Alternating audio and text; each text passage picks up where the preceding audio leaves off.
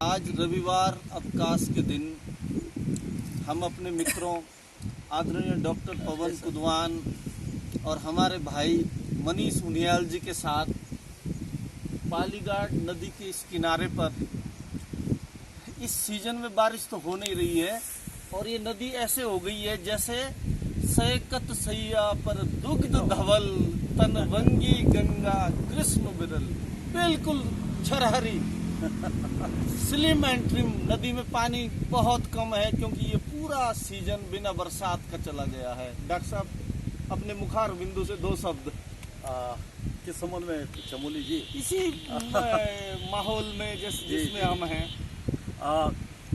एक बात तो सच में है कि थोड़ी जो मौसम का चक्र है जरा, ये हमें चिंतित तो करता है चमोली साहब। बिल्कुल क्योंकि ये सच मानिए, ये देश दुनिया, ये धरती, ये तभी खुशहाल है जब हमारा एक तरीके से जो स्वाभाविक जो एक प्रकृति चक्र है वो बना रहे। क्योंकि अभी तक जो है इस मौसम की बारिश हुई ही नहीं है, जबकि अब तक 2-3 बार बर्फबारी हो जाती थी। बिल्कुल। और बहुत चिंतित है ये मामला। और इससे आने वाली गर्मियों में पानी का संकट हो सकता है और उसका ये मुजाहरा ये नदी भी करती है। बिल्कुल सूख करके ऐसी हो गई है, बिल्कुल स्लिम एंड ट्रिम। ना बिल्कुल बिल्कुल बिल्कुल बिल्कुल। और पूर्णतः जो है ये मौसम हो गया, बारिश हो गई। और वैसे भी आपको तो जानते हैं सर, है ना, कि पूरी जो हमारी जो कृषि है, हमारी जो कृषि अर्थव्यवस्था है, वो पूरी की पूरी जो है इन्हीं चीज़ों पे, ये बरसात पे है, पूरी मौसमी आधारित है। यदि ऐसा नहीं होता तो कहीं ना कहीं जो हमारा आर्थिकी है वो बहुत प्रभावित, उससे बहुत प्रभावित होगी। और बहुत अच्छा लग रहा है। उनियाल जी हैं साथ में, डॉक्टर साहब हैं, और नदी का ये तीर है, ये किनारा। नदियों पे वो चमोली जी एक चीज और याद आई है। जी। कई बार जब आपदाएं आती है, हाँ, वास्तव में सच कहिए तो मानव जबरदस्ती आपदाओं को पैदा करता है। बिल्कुल। क्योंकि जो नदी है हाँ, वो अपने आप अपनी सीमा रेखा निर्धारित कर देती है। हाँ, वो कह देती है कि इतना मेरा है, यहाँ तक आप ना आए। हाँ। यद्यपि हाँ, पूरी दुनिया की जितनी भी हमारी संस्कृति सभ्यताएं फलीभूत हुई है, वो सारी की सारी नदी तटों पे ही हुई है। बिल्कुल। आप सबसे पहले हमारा हड़प्पाकालीन सिंधु घाटी की सभ्यता देख लीजिए, आगे आप बहुत सारी है, मेसोपोटामिया की है, डजला फ्रात, इसी मिस्र की नील नदी का वरदान। इसीलिए मैंने एक जगह कहीं लिखा है कि ये अगलार नदी जो है, जो हमारी आखिरकार ये नाला भी अगलार से मिल जाता है। हाँ, बिल्कुल। तो ये भी हमारी इस यमुना, ये जौनपुर की जो है जीवनदायिनी नदी है। जीवनदायिनी है। और ये इंसान का लालच है, उसके लालच है कि वो जो है प्रकृति के साथ अनावश्यक छेड़छाड़ करता है, नदी के तटों पर अतिक्रमण करता है और फिर आपदा ने मुझे परेशान कर लिया, इसका रोना रोता है। और जबकि प्रकृति से हम उतना ही लें जितना कि हमें जरूरत है, तो प्रकृति सक्षम है हमें वो सब देने के लिए जो हमारी जरूरत है। और कहीं पर शायद महात्मा गांधी ने भी कहा हुआ है ये कि प्रकृति जो है आदमी की आवश्यकताओं का तो पूरा कर सकती है, लेकिन उसके लोभ को नहीं, उसके लालच को। क्या बात बोली सर, क्या बात बोली चमोली तो जी। अगर हमारी जो लंबी परंपरा है प्रकृति के साथ सद्भाव से रहने की, अगर उसको हम कायम रखें तो इस तरह के चक्र शायद देखने को न मिले। और सर हमारा तो ऐसी संस्कृति है कि हम पेड़ पौधों की पूजा करते हैं। बिल्कुल है। और हम धरती माँ को अपने पांव से स्पर्श करने के लिए भी क्षमा मांगते हैं जी।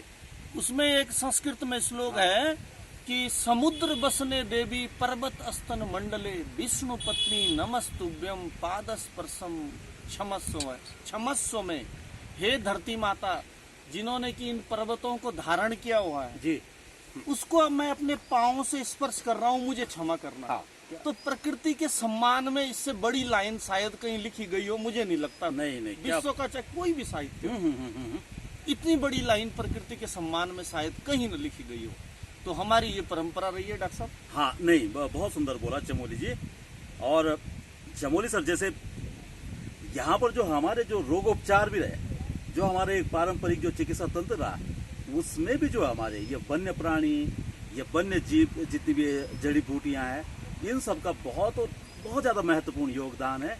इसके साथ साथ देखिए आप, जो हमारी एक तरीके से आध्यात्मिक चिकित्सा का भी हिस्सा जो होती है, ये वन देवी जो कॉन्सेप्ट है, हाँ, वन देवी। वन देवी का कॉन्सेप्ट हाँ, देखिए। हाँ, हाँ, हाँ। इसके साथ साथ मैं यहाँ पर ये भी आऊंगा कि चलिए आध्यात्मिक को हम थोड़ी देर के लिए अपनी आस्था और विश्वास के अपने भीतर रख लेते हैं, लेकिन थोड़ी उसके वैज्ञानिक पक्षों पे भी आइएगा। तो जितने भी हमारे मंदिरों में ये जो घंट रहते बने हुए हाँ। ये पीतल के, ये जो हमारे पशु जो रहते थे उनके गलों में भी, हाँ। तो वो सारा का सारा जो निदान है वो उन घंटियों का जो ध्वनि है, और जो यहाँ पर बांझ बुरांस प्रकृति में विभिन्न प्रकार की जो विविधता है, हाँ। उन सब के साथ एक तरीके से पर्यावरणीय संतुलन था। हाँ, संगीत था वो एक, और वो रोगोपचार के लिए भी था। हाँ। वो जहाँ तक पशु या अपनी किस दिशा में गए हैं वो सब ध्वनि की महसूस होती थी। उसके साथ साथ वो कीटाणुओं से भी, यानी कि रोग निवारण के लिए भी थी। तो इस तरीके से जो प्रकृति में जो तालमेल है ना, वो पर्यावरण और मानव दोनों का आत्मीय नाता है। दिक्कत आज इसलिए आ गई है क्योंकि इस आत्मीय नाते में हम थोड़ी अंधी दौड़ की ओर चले गए हैं। और अब जाके एक नया वर्ड आ गया, सतत विकास, टिकाऊ विकास। हाँ। तो जिस टिकाऊ विकास की आप बात कर रहे हैं वो यही है। हाँ, भाई सतत विकास ये है कि हम अपनी आने वाली पीढ़ी के लिए क्या छोड़ रहे हैं। अगर हम एक पेड़ काट रहे हैं तो हम 5 लगाएं। डॉक्टर साहब, यस, इस महत्वपूर्ण बिंदु पर आप थोड़ी एक संदेश दे दीजिए। कैसे रहना? हाँ, आप प्लीज। आपके मुख से मुझे पहले ज्यादा बेहतर लगता है, क्योंकि मैं प्रकृति का सम्मान करें। जो हमारी संस्कृति है, जो हमारी सभ्यता है, प्रकृति के साथ रहने, भाईचारे के साथ रहने की जो हमारी लंबी परंपरा है, उसका अनुसरण करें तो ये दुनिया रहने के लिए बहुत सुंदर स्थान होगी। इसमें आप होंगे, हम होंगे, हमारी प्रकृति होगी, और जो अनायास जो आपदाएं घटित होती हैं वो नहीं होंगी, तो मानव जीवन खुशहाल होगा।